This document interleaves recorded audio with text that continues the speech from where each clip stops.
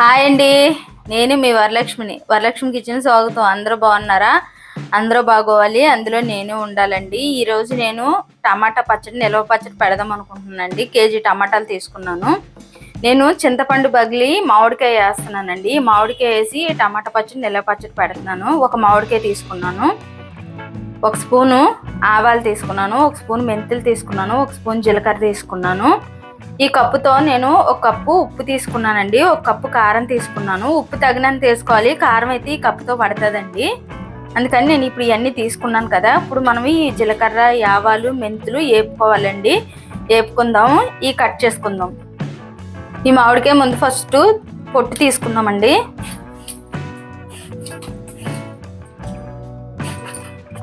First మనం ఈ మామిడికాయ చిన్న ముక్కలుగా కట్ చేసుకుందామండి.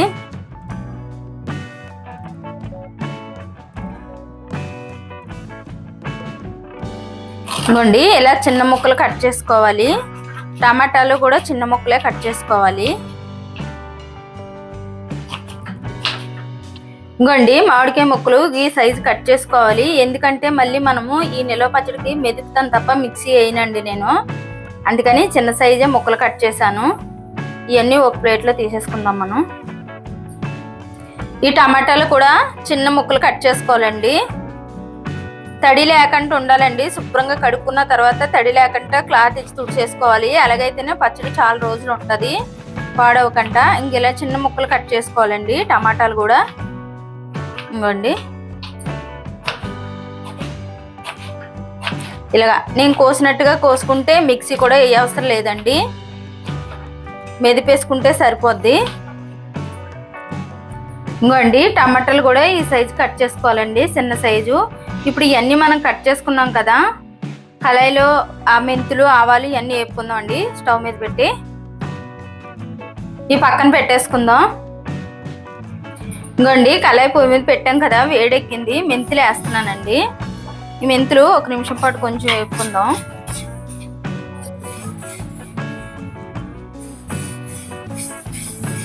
ఇంకోండి, మెంతులు ఏగాయి కదా, లైట్గా ఏగాయండి. ఇప్పుడు ఆవాలు కూడా వేసేస్తున్నాను.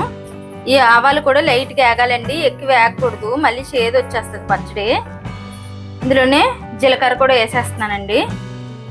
ఇప్పుడు ఇవన్నీ మనం వేపుకుందాం. ఒక నిమిషం పాటు వేపితే సరిపోద్ది. ఇంకోండి, ఇంక ఈ ఏగిపోయాయి కదా, వేరే ప్లేట్లో మనము ఈ సల్లారి పెట్టేసుకుందామండి. ఇంకోండి, పల్లీల ఆయిల్ వేస్తున్నాను నేను. 100 గ్రాములు వేసానండి. ఇవన్నీ మనం ఉడకబెట్టుకోవాలి కాబట్టి ఒక 100 గ్రాములు ఆయిల్ వేసాను. ఆయిల్ వేడెక్కింది కదా, ఫస్ట్ మనము మామిడికాయ ముక్కలు వేసుకుందామండి.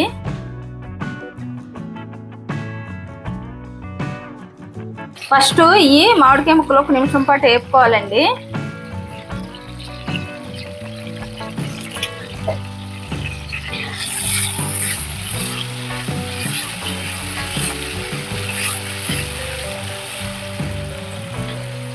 ఒక నిమిషం పాటు మగ్గితే అండి మూత పెడుతున్నాను. ఇంకోండి, ఒక నిమిషం పాటు అన్నాం కదా, చూడండి మామిడికాయ ముక్కలు మగ్గాయి. ఇంకో ఇలా మగ్గితే చాలండి, ఎక్కువ అవసరం లేదు. ఇప్పుడు మనం టమాటా ముక్కలు కూడా వేసేస్తున్నానండి నేను. ఇదేంటి ఇలా పెడుతున్నారు, నిల్వ పచ్చడి అని అనుకోవద్దండి. ఇప్పుడు మనం డ్యూటీలకు వెళ్ళిపోయే వాళ్ళకి ఇబ్బంది లేకుండా ఉంటుంది. ఇప్పుడు అది నిల్వ పచ్చడి అంటే మళ్ళీ ఎండలో పెట్టాలి, అది ఇది చాలా ప్రాసెస్ ఉంటుందండి. అది కూడా కాకపోతే ఇలా చేసుకున్నా కూడా చాలా బాగుంటుంది, సంవత్సరం పాటు నిల్వ ఉంటుంది ఈ పచ్చడి కూడా.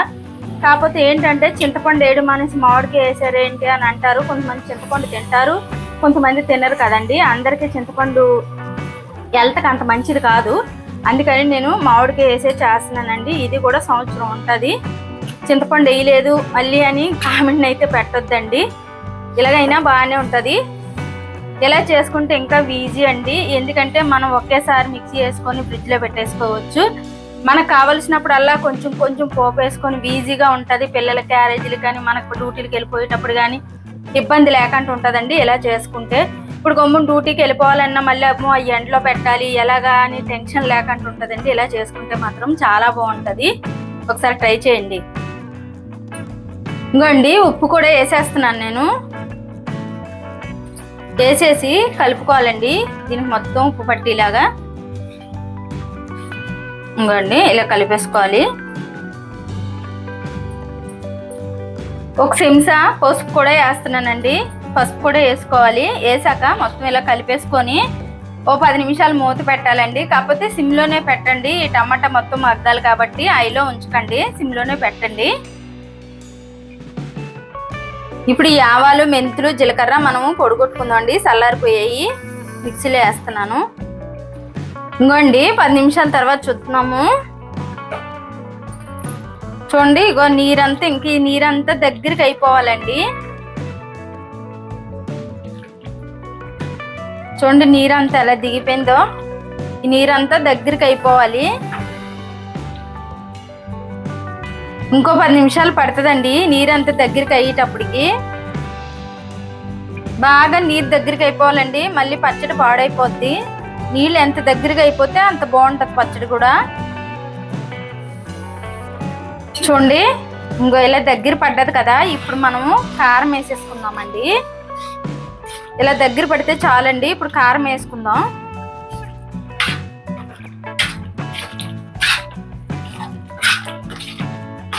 ఈ కారం మొత్తం కలిపేసుకొని 2 నిమిషాలు ఉంచుకోవాలండి.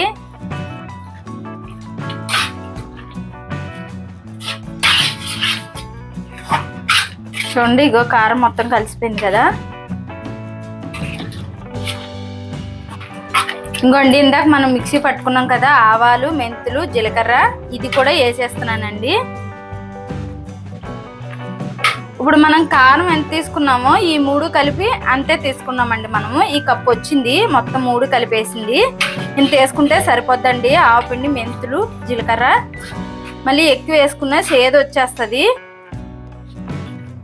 ఒక 2 నిమిషాల నుండి ఆపేసుకోవడమేనండి.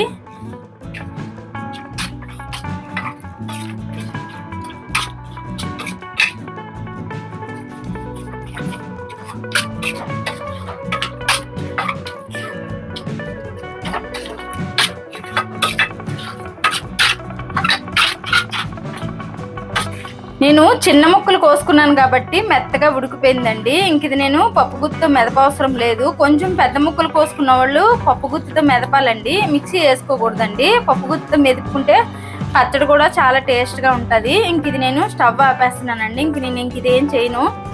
కొంచెం చల్లారాక మనము పోపు వేసుకుందామండి. చూడండి ఏం ముక్కలు కనబడకంటే ఎలా ఉడికిపోయిందో. చిన్న ముక్కలు కోసుకుంటే ఇంకెలా ఉడికిపోద్దండి, ఎక్కువ అవసరం లేదు. కొంచెం పెద్ద సైజు కోసుకున్న వాళ్ళు మాత్రం కంపల్సరిగా పప్పు గుత్తి ఇలా మెదుపుకోవాలి. ఇంక ఇది నేను స్టవ్ ఆపేస్తున్నానండి. ఇంకో చూడండి చల్లవరిపోయింది. చల్లారిపోతే ఇలా గట్టిగా అయిపోద్దండి. ఇప్పుడు మనం ఇది గాజు సీసాలో కానీ, ప్లాస్టిక్ దాంట్లో కానీ, మంచి ప్లాస్టిక్ డబ్బాలో కానీ పెట్టుకొని ఫ్రిడ్జ్లో స్టోర్ చేసుకోవచ్చండి. ఇప్పుడు నేను ఇది కొంచెం పోపు వేసుకుంటానండి. నాకు ఎంత కావాలో అంత వేసుకొని ఉన్నది గాజు బౌల్లో పెట్టేస్తానండి. ఇప్పుడు పచ్చడి పోపు వేసుకుందాం. ఇంకోండి పచ్చడి పోపు వేసుకోవడానికి కళాయి పొయ్యి మీద పెట్టాను. ఆయిల్ వేస్తున్నానండి. ఒక 50 గ్రాముల ఆయిల్ వేసానండి. నేను పల్లీల ఆయిల్ వేసానండి. ఇంకోండి ఆయిల్ వేడెక్కింది. ఓ 10 ఎల్లుల్లిపాయ రంజులు బాగా కచ్చపిచ్చ దంచానండి, అవి కూడా వేసేస్తున్నాను. పచ్చివాసన పోయే వరకు వేపుకోవాలండి వెల్లుల్లి. 1 స్పూను పచ్చెనపప్పు వేసానండి. 1 స్పూను ఆవాలు, 1 స్పూను మినప్పప్పు, గుళ్ళు మినపప్పు, 1 స్పూను జీలకర్ర. ఇవన్నీ వేసుకున్నాం కదండి. కొంచెం ఈ వేగిన తర్వాత అప్పుడు మనం ఎండుమిరపకాయలు వేసుకుందాం. ఇంకో చూడండి పోపు వేగింది కదా. ఇప్పుడు మనము ఒక 4 ఎండుమిరపకాయలు కట్ చేసి పెట్టానండి, అవి కూడా వేసేస్తున్నాను. కొంచెం కరివేపాకు, అది కూడా వేసేసాను.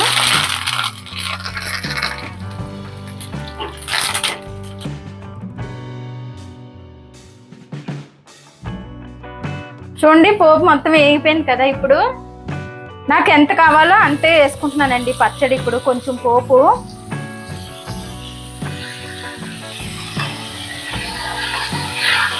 ఇవ్వండి.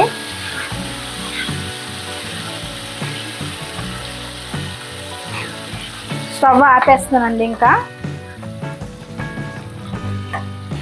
కొంచెం ఆయిల్ ఎక్కువే ఉండాలండి. ఇది ఇంకా మనము తిని కొలిది కొంచెం గట్టిగా పడుతుంది కాబట్టి కొంచెం ఆయిల్ ఎక్కువ వేసుకోవాలండి పోపు వేసుకునేటప్పుడు.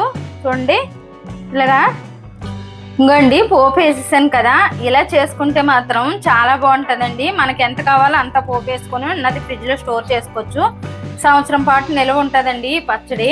ఇంకోండి ఇప్పుడు ఇది నేను గాజు బౌల్లో పెట్టేస్తాను. సంవత్సరం పాటు మనము డ్యూటీలకు వెళ్ళిపోయే వాళ్ళకి ఇబ్బంది లేకుండా ఉంటుందండి. పిల్లలకు టిఫిన్ వేసేటప్పుడు కూడా దోశ ఇడ్లీకి చాలా బాగుంటుందండి ఈ పచ్చడి ఇలా చేసుకుంటే.